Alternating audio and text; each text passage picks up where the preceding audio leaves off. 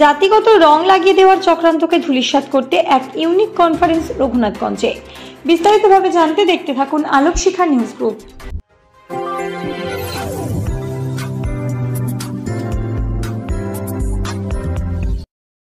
Alokshikha news গ্রুপে আপনাদের সকলকে স্বাগত। আজ আমরা যে খবরের দিকে চোখ রাখব, বর্তমান সময়ে বিভিন্ন দ্বন্দ্ব অথবা সমস্যাকে যেভাবে জাতিগত রং দেওয়ার চক্রান্ত চলছে, সেই চক্রান্তকে ধূলিসাৎ করতে এবং এক জাতি এক প্রাণ পুনঃপ্রতিষ্ঠা করতে রঘুনাথগঞ্জে অনুষ্ঠিত হয়ে গেল সর্বধর্মীয় ইউনিক কনফারেন্স, যার উদ্যোক্তা ছিলেন সমতা নার্সিংহোম এবং আহাদ ফাউন্ডেশনের পরিচালক মেহবুব আলম। এদিন মুর্শিদাবাদ জেলার রঘুনাথগঞ্জের দফরপুরে MSK ময়দানে হিন্দু, মুসলিম, জৈন, খ্রিস্টান সকল ধর্মের ধর্মযাজকদের নিয়ে দীর্ঘ 6 থেকে 7 ঘন্টা বর্তমান সাম্প্রদায়িক পরিস্থিতি নিয়ে বিশেষ আলোচনা সভা অনুষ্ঠিত হলো। এই ইউনিক কনফারেন্সের সভা মঞ্চে উপস্থিত বিশিষ্ট বিভিন্ন ধর্মের ধর্মযাজক সহ বিশিষ্ট ব্যক্তিদের গ্লোবাল ওয়ার্মিংয়ের কথা মাথায় রেখে এবং গাছ লাগানোর প্রতি উৎসাহিত করতে একটি করে চারা গাছ এবং মেমেন্টো দিয়ে সম্বর্ধিত করা হয়।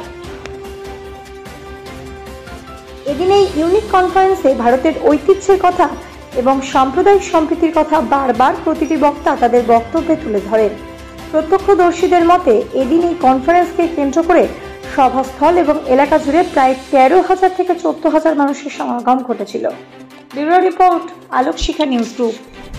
আমাদের বাংলার মাটি, সম্প্রীতির মাটি, বাংলার মাটি, ভক্তি মার্গের মাটি। এই মাটিতে আমরা দেখেছি চৈতন্য মহাপ্রভুকে, আবার সেই সঙ্গে রেখে চৈতন্য মহাপ্রভুর সাথে সেই 500 বছর আগে নবদ্বীপের কাজী যে বন্ধুত্ব ও ভ্রাতৃত্বমূলক সম্পর্ক আমাদের বাংলা তথা ভারত সমস্ত ধর্ম, সমস্ত জাতির মানুষকে নিয়ে দীর্ঘদিন যেভাবে চলে আসছে ভ্রাতৃত্ববোধ, সেটা শেষ দিন অবধি থাকবে এই আশা রেখে আমি এই অনুষ্ঠানে এসেছি। আহাদ ফাউন্ডেশনের সকলকে আমার ব্যক্তিগত অভিনন্দন। ভারতবর্ষ প্রায় শেষ 800-900 বছর হিন্দু মুসলিম সম্প্রীতি দেখছে। হয়তো কখনো কখনো কোনো কারণে কেউ কেউ মনক্ষুণ্ণ হয়েছে, কিন্তু 900 বছর ধরে আমরা সম্প্রীতি দেখছি এবং পশ্চিমবাংলায় প্রায় 600 বছরের উপরে হিন্দু মুসলিম একসাথে রয়েছে এবং দুনিয়ার শেষ দিন অবধি সেই ভ্রাতৃত্ব থাকবে, সেই আশা। मज़हब जो सिखाता है वो है। रसूलुल्लाह सल्लल्लाहु ताला अलैहि वसल्लम ने जो मैसेज दिया था, उनका टाइटल कुरान में अल्लाह ने उनको कहा वमा अरसलनाका इल्ला रहमतल लिल आलमीन, आपको दुनिया में भेजा रहमत बना के। उसके मानने वाले उम्मत को मुसलमान का, अब उसका पैगाम हम दुनिया को देते हैं। इस्लाम है क्या, क्यों पूरा दुनिया में इस्लाम फैला। हर जात, आप तमिलनाडु चले जाइए, आप केरला चले जाइए, आप कर्नाटक चले जाइए, आप महाराष्ट्र, दुनिया के ऐसा कोई हिस्सा नहीं है जहाँ पर इस्लाम का पैगाम ना हो। आप चाइना चले जाए, मैं हिंदुस्तान में रहता हूँ, हमारा पूरा ख़ानदान यहाँ पे, मेरा वाली साहब आए थे चाइना से। যে মানুষের মধ্যে ভেদাভেদ সৃষ্টি করার জন্য এক ধরনের অপপ্রচার হতে পারে চলছে, কিন্তু সেই অপপ্রচার মানুষ রুখে দাঁড়ানোর জন্য চেষ্টা করছে। এটাই এই আহাদ ফাউন্ডেশনের অর্গানাইজের মূল মন্ত্র কিংবা মূল লক্ষ্য ছিল। সাম্প্রদায়িক সম্প্রীতি বজায় রাখতে গেলে আমাদেরকে নিজেদেরকে বুঝতে হবে আমার রাইট কোথায় এবং কিভাবে ব্যবহার করতে হবে। মেসেজ আমি বলবো, সবাই সবাইকে ভালোবাসুক, সম্মান করুক, নিজেদের মধ্যে সচেতনতা আসুক, যে তাদের মধ্যে যে সংবিধান রাইটটা আছে ওরা যেন সেটাকে বুঝতে পারে এবং সেইভাবে তাদের জীবনে অ্যাপ্লাই করতে পারে, ব্যবহার করতে পারে। আহাদ ফাউন্ডেশন আজকে একটা ঐতিহাসিক ঘটনা ঘটিয়েছে। যখন এই ভয়ানক সময় কোনো রাজনৈতিক দল, কোনো গণসংগঠন, কেউ যখন চুপ করে আছে, সবাই যখন বোবা হয়ে গেছে, তখন আহাদ ফাউন্ডেশন মনে করেছে আপনাদের মাধ্যমে, আপনারা ছোট ছোট মিডিয়া, সোশ্যাল মিডিয়ার মাধ্যমে আহাদ ফাউন্ডেশন চাইছে আপনাদের মাধ্যমে মানুষের মধ্যে জানিয়ে দিতে, যাতে হিন্দু এবং মুসলমান হাতে হাত লাগিয়ে পাড়ায় পাড়ায়, গলিতে গলিতে, মহল্লায় মহল্লায় সমস্ত জায়গায় একত্রিত হয়ে চিৎকার করে বলি, এই ভারতবর্ষে, এই বাংলায় এটা আমরা মেনে নেবো না, নেবো না, নেবো না।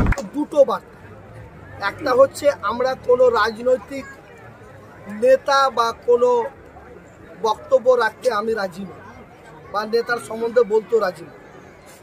দেশ আমাদের, ইন্ডিয়া গেটে যে নামগুলো স্মরণাক্ষরে লেখা আছে সেগুলো সব ধর্মের, সব বর্ণের, সব জাতি। অতএব এই দেশ শহীদ করতে যে রক্ত, সেই রক্তের যারা স্মৃতি, যারা আমাদের আদর্শ, তাদের স্মৃতিটাই আমরা ধরে রাখবো। এটাই আমাদের ভারতবর্ষের গর্ব।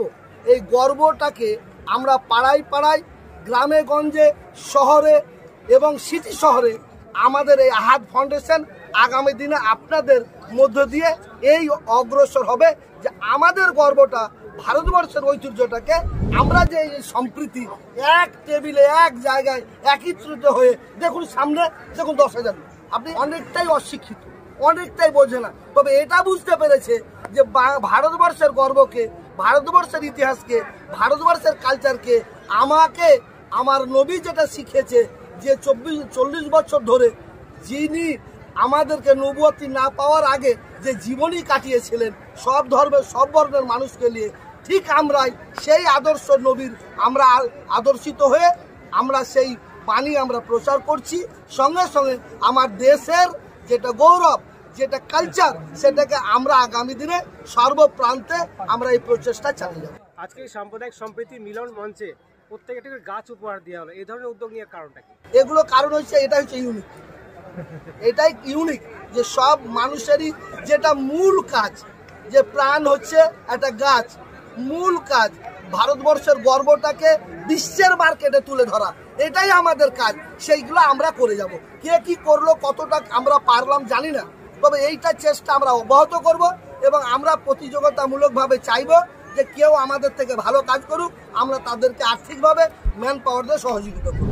আহাদ ফাউন্ডেশনের পরিচালনায় জঙ্গিপুর রঘুনাথগঞ্জ ব্লক 1-এর দফরপুর অঞ্চলে ইউনিক কনফারেন্স অনুষ্ঠিত হচ্ছে। বর্তমান যে প্রেক্ষাপট, যে পরিস্থিতি, তাতে কিছু অশুভ শক্তি ধর্মের সুরসুরি দিয়ে উস্কানিমূলক কথাবার্তা বলে যে বিভেদের সৃষ্টি করছে, বিভাজন সৃষ্টি করছে, মূলত তারই জবাবে জাতি, ধর্ম, বর্ণ, দল, মত নির্বিশেষে সাম্প্রদায়িক সম্প্রীতির যে বার্তা, শান্তির যে বার্তা, সংহতির যে বার্তা, ঐক্যের যে বার্তা দেশের জন্য, সেই উদ্দেশ্যে আজকে এই কনফারেন্স। সংস্কৃত ভাষা নয়, সেদিন তিনি পড়েছিলেন কি ফার্সি এবং আরবি। এই ফার্সি এবং আরবি করবার জন্য একজন মৌলভীকে ঠিক করা হয়েছিল, যে মৌলভী সাহেবের নাম ছিল এহসান আলী। এহসান আলী থাকা, খাওয়া এবং বেতনের ব্যবস্থা করেছিল কে? ওই ব্রহ্ম সমাজের লোকেরা। কত সম্প্রীতি ছিল বলুন তো, কত সুন্দর, কত চমৎকার। 41 বছর বয়সে লখনৌ থেকে পড়ে আসার পরে কলকাতাতে যখন পৌঁছালেন, অবিভক্ত ভারতবর্ষের ঢাকা থেকে নিয়ে কলকাতা পর্যন্ত ছুটাছুটি করে ওনার অক্লান্ত পরিশ্রমের ফল হলো কি কোরআনের অনুবাদ বাংলা ভাষাতে একজন অমুসলিম আমাদেরকে দিয়ে গেলেন। আপনি ইতিহাস পড়ুন, ইতিহাসকে জানুন। স্বামী বিবেকানন্দ, উনি আমার রাসূল সাল্লাল্লাহু আলাইহি ওয়াসাল্লামের লাইফ স্টাডি করার পর মুগ্ধ হয়ে আল্লাহু আকবার, উনি বলতেন কি যে সাম্যের আচার্য হলো মুহাম্মদ সাল্লাল্লাহু আলাইহি ওয়াসাল্লাম। সাম্যের আচার্য বলতেন আমার রাসূলুল্লাহকে।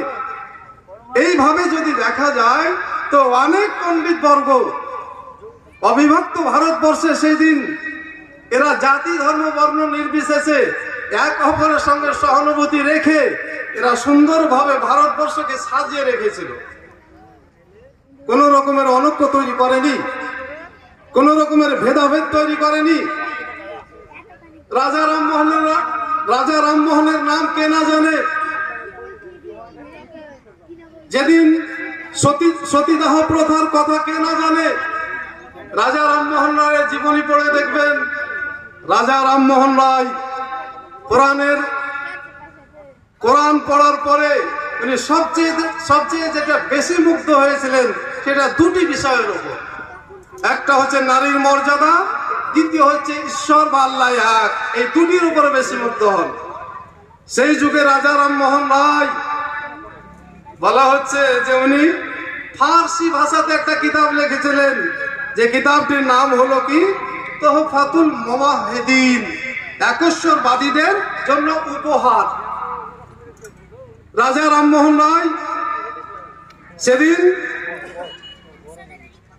একেশ্বরবাদীদের উপহার স্বরূপ 16 পৃষ্ঠার একটা বই লিখলেন, যার ভূমিকাটা লিখেছিলেন আরবি ভাষায়। কই সেদিন তো রং লাগেনি, কই সেদিন তো ভেদাভেদ তৈরি হয়নি, কই সেদিন তো কোন রকমের অচ্ছুত বলে কেউ কোরআনকে ছুঁড়ে ফেলেনি।